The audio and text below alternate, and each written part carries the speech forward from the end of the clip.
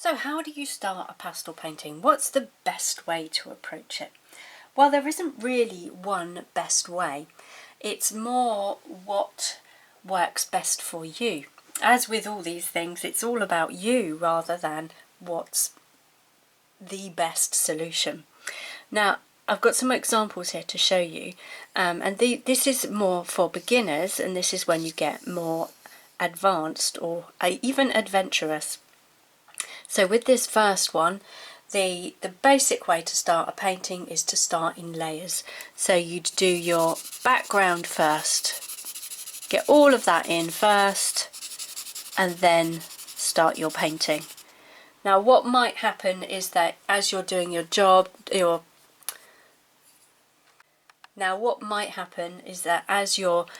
doing the eyes and the fur, you might get pastel dust all over your hand here.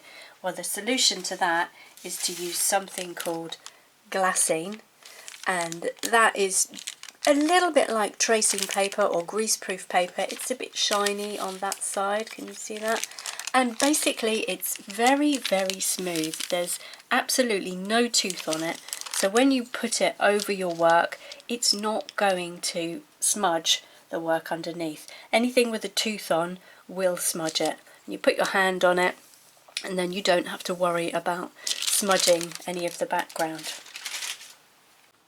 So to avoid that smudging issue is to do the background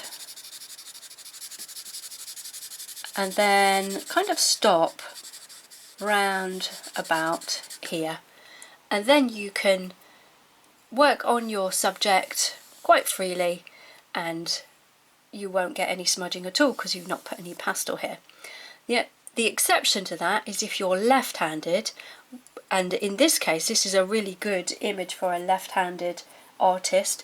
You would then get your background in on this side first, and you could do all of it because it wouldn't affect doing the dog. You could do all that background because then you'd be working on this side and your hand wouldn't get in the way. Maybe a little bit here, but you could use a bit of glassine and you'd be fine if you're left-handed. Okay, so the third way is top down. So you could do all of this to here, round to the ears, and then you could start on the ears, and so everything is coloured in to there. And then you could go lower, do your background here and background here, and do the dog to here, and then you could do all of that like this. So you could do it like that. Some people prefer that. Some people who love to be really, really neat absolutely love doing that. I personally don't love doing that one. I think I prefer doing this background first, because then you do the whole background in one go and your background looks more cohesive, it looks much better. So for example, if you had a out of focus background, it might be quite difficult to get back into the groove of what you're doing with the right colours if you did it in sections like this.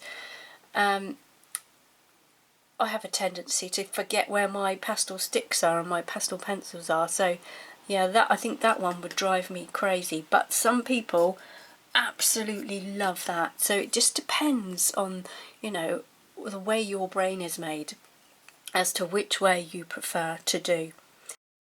Overall, what I want to say to you is that there's no right or wrong way to do this. It's the way that works the best for you. Now, as you become more proficient at pastel, you might want to do things like the eyes first. There we go. And that just is a personal preference, and it just helps you do everything else. So you could do the eyes, and then you could do your background.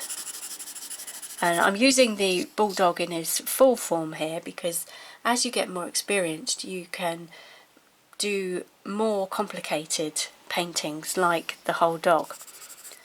So we could do the background as well, maybe up to there, do the dog, and then do the rest of the background. Like I said earlier, I much prefer getting that background in first and then the dog. Now the other thing you can do is the hardest thing first, because some reference photos that you get really aren't the best, and you might think, gosh, that's going to be really hard, just maybe in here and it's a bit out of focus, or maybe those paws are a bit out of focus and you're really not sure what's going on in there. They might be quite tricky, or even you have it like maybe noses are your nemesis or something, and you want to do the nose first, because if you've got that right, it makes you feel really good and you can go forth and finish your painting. Or perhaps you even find the eyes hardest. Sometimes I will start with the hardest part and then I can move on, because I know I've got that right and I know everything else from that point's going to be easy. And then finally, and I'm sure actually there are 100 other different ways to complete a painting, but finally I'm going to tell you the last way I've got is subject first. So I would do my subject, everything about the subject, except, can you see what I'm not doing? I am not doing edges, because you can't do the edges because the edges are on top. So I'd do my subject first, that way I don't have to worry about any pastel from a background getting on my hand. Then I can do my background, I won't end up smudging anything, and then I can go over the edges and flick the edges over and make some nice lovely soft edges around here to finish off the dog. And this is quite a nice way to do it, because sometimes when you do backgrounds, actually most of the time when you do out of focus backgrounds, you really concentrate on that background and you think, oh, that's rubbish. It just looks awful and I don't even want to do the subject because it looks so bad. And the problem here is that you're just focusing on that background, and actually your background is totally fine. It's more than fine, and it's just that you're focusing on it. And when you get your subject in, your focus is going to be off that background and on the subject, and you're going to feel so much better about it. So I do like this way, but I wouldn't have tackled it this way if I was a beginner. And then finally I'm moving on to a really complicated scene where we've got lots of different things going on. So how would you complete this one? Would there be a best way, or would the best way be the way that works best for you? I think what I would do is, because that seat is really, really pink, isn't it? And you could be in danger of getting that pink all over your hand, especially if you haven't got very much experience with soft pastel. That could be quite a challenge, not getting all that bright magenta colour over the dog. So you have to be really careful here. And even with the experience that I have, I think actually I would leave that magenta until the very last. My plan would be to start with the background trees first, then I would do the pink bush that's all around and underneath. Then I would do the dog but not the edges. Then I would do the seat, and then I would do the plant next to the dog. There'd be some fiddly little bits with the plant and the pink seat, getting that right, and you'd have to sort of switch between the two there. It's not cut and dry between doing the seat and the plant, so you'd have to just work around that as you go.